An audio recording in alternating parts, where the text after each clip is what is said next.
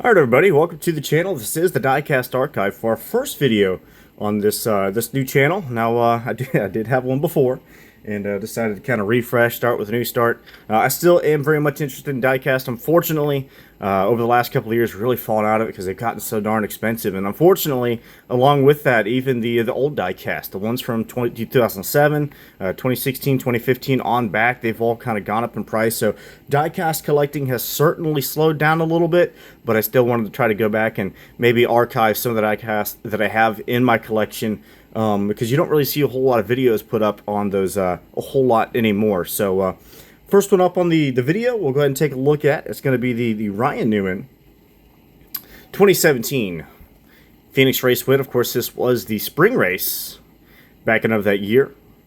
And as many of y'all know, this ended up being Ryan Newman's final win. Not only that, but it was the one that broke a long winless streak for both Ryan Newman and Richard Childress, both of those titling up well enough above 100 races before finding victory lane once again. You see it right there, Ryan Newman, number 31, Grainger, Phoenix win, 2017 SS, 10613, standard finish, of course. And see right here on the back, 2017 race schedule. Rest in peace, Fontana. Some of the things you come with a box, of course, first and foremost, you get the win sticker. This may be a little bit of a lie. Mine didn't come with a win sticker. Don't know if that was standard for this diecast, whatever. If they forgot about it, didn't package it, what. But I just went ahead and pulled one from one of my other diecasts because typically they would. If yours came with one, let me know. But I don't know if they came with one. I think they forgot to leave it out of this package. Alongside, you get your confetti. Got some nice little reflective gold, along with some blue, and I think there's a white one in there somewhere tucked away. So. Got your confetti, something they don't do anymore with the diecast wins. Then you see your win card. Of course, Monster Energy NASCAR Cup Series. That was kind of a weird time in NASCAR with Monster Energy. I thought it was neat, but still, nevertheless. Of course, again, Phoenix. You see the trophy there with Rocket Man Ryan Newman. Ryan Newman Camping World 500 winner out of Arizona, or the race in Arizona, March 19th, 2017. Time of race 3 hours and 41 seconds. Of course, this ended up being his 18th and final Monster Energy NASCAR Cup Series victory. See on the back here, a drought comes to an end in the desert. Of course, you can read all that. Said also right here, laps led by winner. Why was that? 6. Well, it was the final 6 laps, if y'all don't remember. It was pretty much a race dominated by, I wouldn't say dominated by Chase Elliott at the beginning, but maybe about the mid portion. About the first third of the race, maybe it was Chase Elliott and then Kyle Busch right there at the end. Really was coming on strong.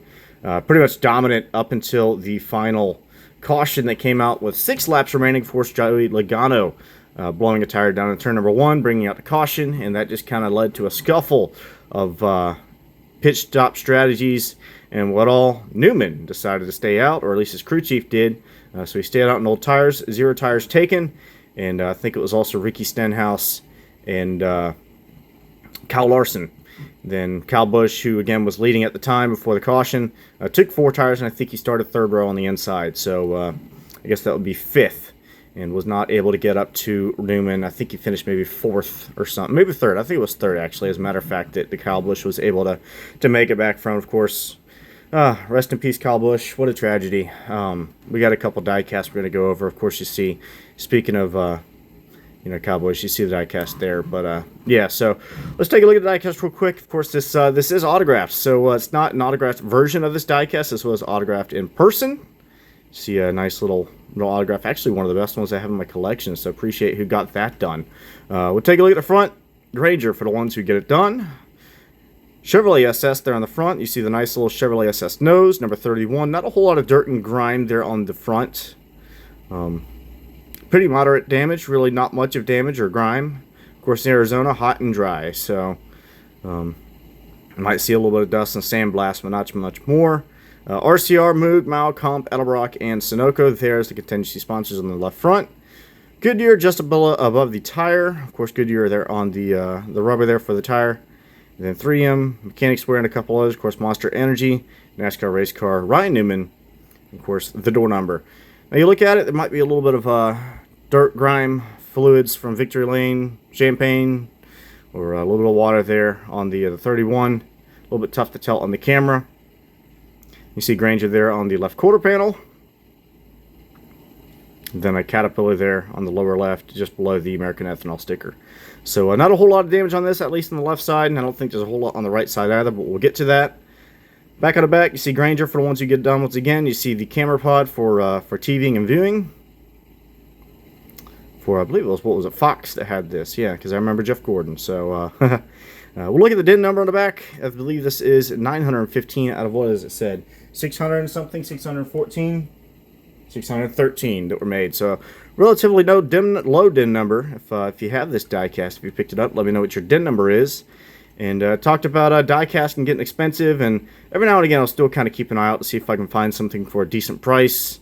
And that's why I picked this up. I actually got it for $66 shipped, so believe it or not, I was pretty happy with that. One that I've wanted for a while, just waiting for a good price to pop up, and it finally did. So if you also have this card, let me know what you got it for. Did you get it for retail? Did you overpay for it in a time that was actually pretty reasonably expensive there for a little while? Or were you able to find a pretty decent deal? And of course, no driver or passenger side window there. This is at Phoenix, so at the time, no passenger windows. A little bit of damage or a little bit of rubber build up here on the right front. You see that dirt and grime there. But again, still not much damage. A little bit scuffing there. Maybe again some water and fluids there on the one of the 31. Yep, and that's pretty much going to do it. So we're going to take a look at some of the other diecasts we got. Of course, you can see about 6 right here in the back, but I've got several others. So we'll try to roll through one. Don't know how often I'll upload, but I usually like to try to watch the race, go back and rewatch it before I put one up. Just kind of wanted to go back and archive some of the stuff that I got in my collection, because I do kind of miss it. I wish Diecast could make a resurgence, because it's kind of in some dark times right now. So, by the way, that's going to do it for today's video. We'll see what we got coming up next. I got to find some boxes and whatever to put one up, but we'll catch you next time. Thank you for watching.